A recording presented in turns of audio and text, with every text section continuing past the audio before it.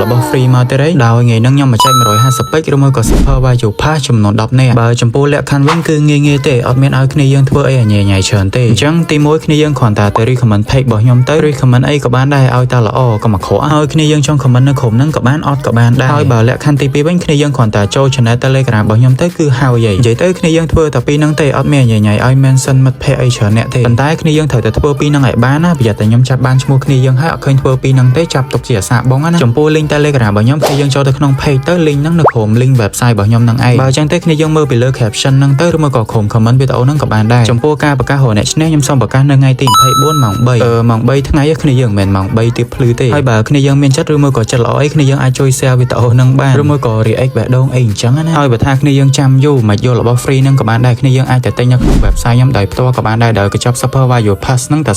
0.78 សេនទេបើគិតជាលុយខ្មែរនៅក្នុង website ទៅវាតែ 3100 ជាងទេប៉ុន្តែខ្ញុំគិតថាគ្នាយើងគួរតែលេងទៅដោយសារតែវាមានធ្វើអីច្រើនទេយើងដាក់ចោលមើលឃើញដែរសំណាងយើងអញ្ចឹងទៅយើងបានរបស់ free អញ្ចឹងទៅវារហណាបានអ្នករបស់ free ហើយបើសិនបើចាប់ឲ្យបានឈ្មោះគ្នាយើងវិញក៏អត់មានខាតអីដែរដោយសារតែលក្ខខណ្ឌខ្ញុំដាក់ឲ្យធ្វើហ្នឹងគឺងាយហ្នឹង